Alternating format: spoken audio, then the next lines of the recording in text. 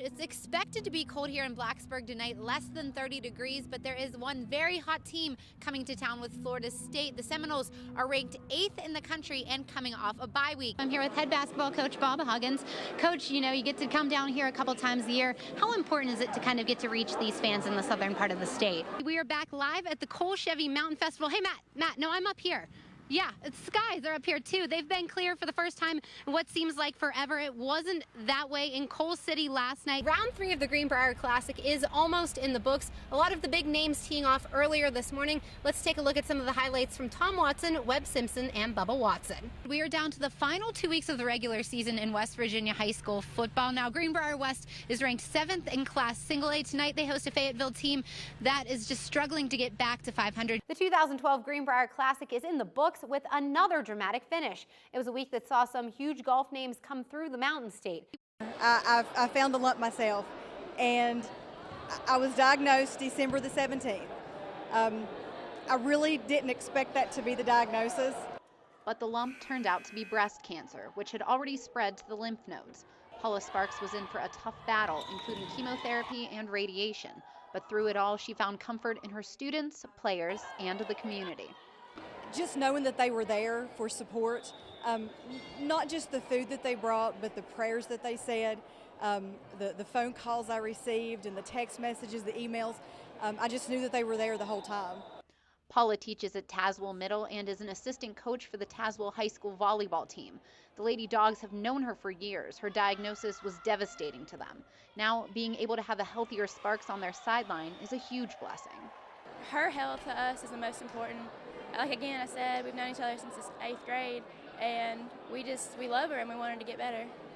Like, she's devoting her time to us instead of worrying about herself. Like, her health should come first, but she's that good of a person to devote her time to us instead of herself. While Sparks is done with chemo, she still isn't in the clear. Her doctor says that they want to wait 5 years before being confident that she's cancer-free.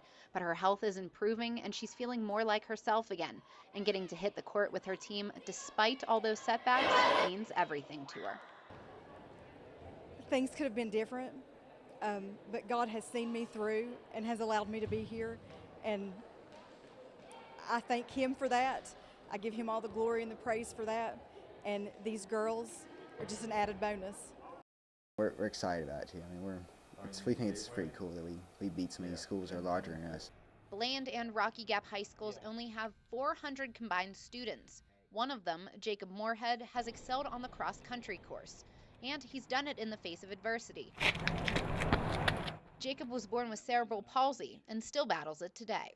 It just caused my right side to be sort of have nerve problems. I can't move it as well as I can my left leg. So I'm left side dominant, so it's harder for me to just work with one leg than it is for most people too. So.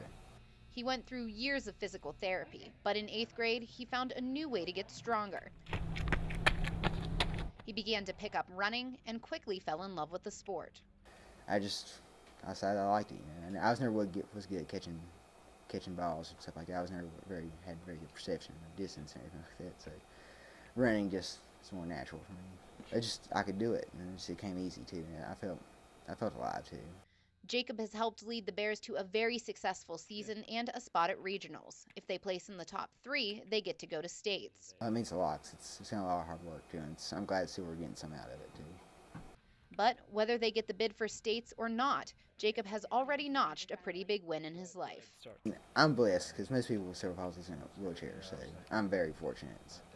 But I mean, there were some issues, not much. So it was just more of a hindrance than anything else. Hey there, everybody. Virginia Tech has really heated up lately. The Hokies are in the midst of a 6-game winning streak and are ranked 14th in the nation. Another big ACC game at Lane Stadium today as they welcome the Duke Blue Devils to Blacksburg. Now, if you're a fan of offense, this first half was not for you. Logan Thomas with some issues early. Throws it right to the Duke defender for the interception, but the Duke quarterback was also struggling. Didn't have much better luck. He gets picked by freshman Kendall Fuller.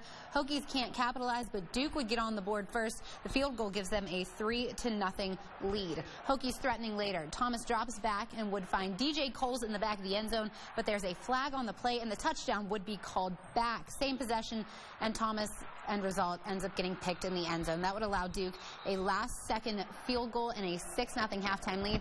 Right now, it's 13-10, Duke with the lead in the fourth quarter. WVU also in afternoon action at Kansas State in the 12 lead. We will have those video highlights for you tonight coming up at 11. The Concord Mountain Lions with a huge conference game today playing at Charleston. Now tied at 3 at the end of regulation. Both teams missed field goals in the first OT, so we pick up things in the second overtime. Concord has the first possession. Calvin Jones scores.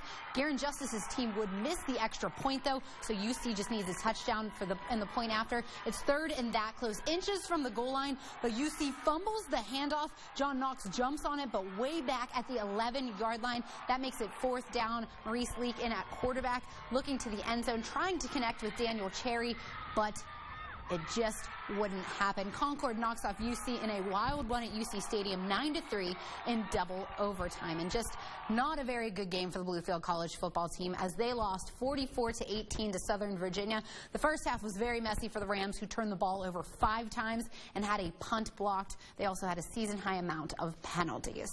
Clint Boyer is now in his second season with Waltrip Racing, where he's hoping to avoid a sophomore slump. Joe Carter has more in the NASCAR Minute. In just